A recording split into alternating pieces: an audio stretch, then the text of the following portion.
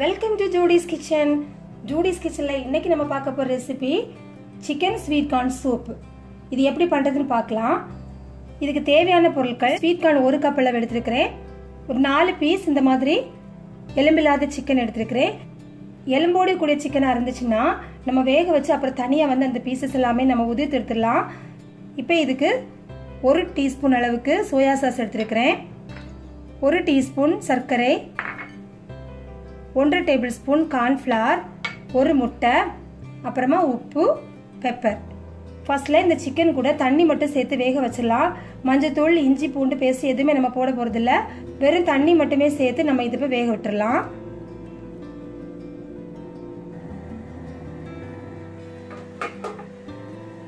இப்போ நம்ம எடுத்து வச்சிருக்கிற ஸ்வீட் கார்ன் இருக்கு இல்லையா, இதில் வந்து 3/4 பாகம் அளவு நல்லா கொஞ்சமாக தண்ணி சேர்த்து நல்லா வந்து ஃபைனாக அரைச்சிடலாம். இப்போது சிக்கன் பீசஸ் எல்லாமே நல்லா வெந்துடுச்சு. இப்போ இதை நம்ம வெளியே எடுத்து ஆற வச்சு உதிர்த்துடலாம்.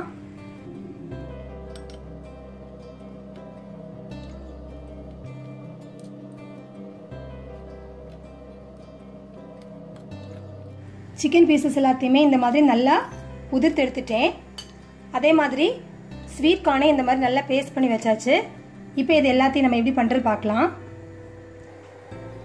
ஏற்கனவே சிக்கன் வெந்த தண்ணி இருக்கு இல்லையா, அதில் வந்து நம்ம அந்த முழுசாக வச்சிருக்கிற கார்ன் எடுத்து போட்டுடலாம்.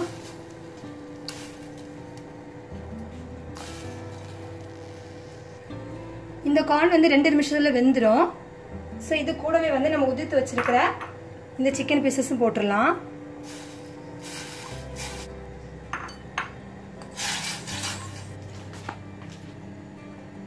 தண்ணி கொஞ்சம் நிறையவே சேர்த்துக்கோங்க. ஏன்னா நம்ம அரைச்சி வச்சிருக்கிற பேஸ்ட் அந்த கார்ன்ஃப்ளவர்லாம் கரைச்சி விடுவோம் இல்லையா, அப்போது நல்லா சூப் வந்து நல்லா திக்காயிரும். அதனால கொஞ்சம் தண்ணி தாராளமாக ஊற்றிக்கோங்க.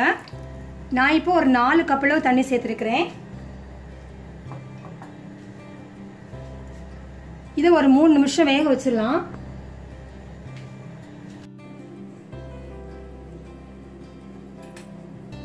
மூணு நிமிஷத்துக்கு அப்புறமா நம்ம அரைச்சி வச்சிருக்கிற அந்த கார்ன் பேஸ்ட் வந்து சேர்த்துடலாம்.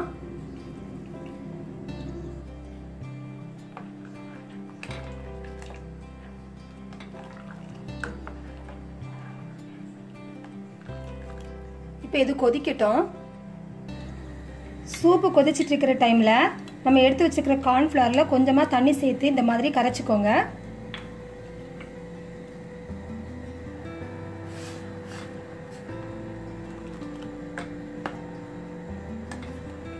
இப்போ அடுப்பை சிம் பண்ணிடலாம்.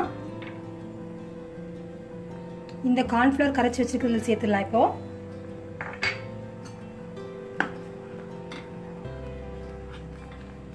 கார்ன்ஃப்ளவர் சேர்த்ததுக்கு அப்புறமா சூப்பு கொஞ்சம் திக்காக ஆரம்பிக்கும்.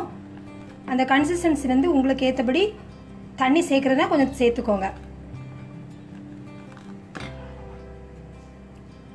நம்ம எடுத்து வச்சிருக்கிற சுகர் சேர்த்துடலாம். உப்பு சேர்த்துடலாம்.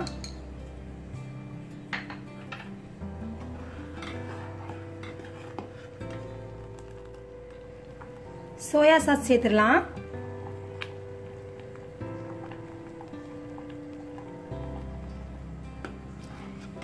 இப்போ எல்லாத்தையுமே சேர்த்து நல்லா மிக்ஸ் பண்ணதுக்கு அப்புறமா கடைசியா முட்டையோட வெள்ளைக்கருவை வந்து இதுக்கு மேல வந்து நம்ம உடைச்சு ஊத்திடலாம். இந்த மாதிரி சின்னதா வந்து உடைச்சுக்கோங்க. இந்த மாதிரி மேல இப்படி சுத்தி ஊத்திக்கோங்க.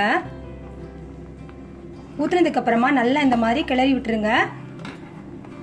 வெள்ளைக்கரு ஒரே இடத்துல ஃபார்ம் ஆகாம சுத்தி எல்லா இடத்துலயுமே வந்து உதிர்ந்து இந்த மாதிரி இருந்தாதான் நல்லா இருக்கும்.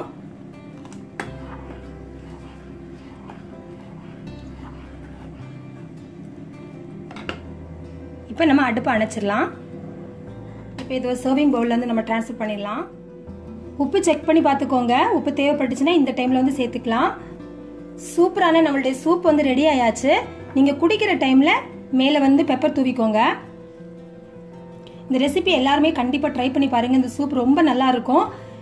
நீங்க இந்த சூப் ட்ரை பண்ணி பார்த்ததுக்கு அப்புறம் இந்த வீடியோ பத்தின கமெண்ட்ஸ் எனக்கு போஸ்ட் பண்ணுங்க. இந்த வீடியோ பிடிச்சிருந்தா லைக் பண்ணுங்க, ஷேர் பண்ணுங்க. தேங்க்யூ.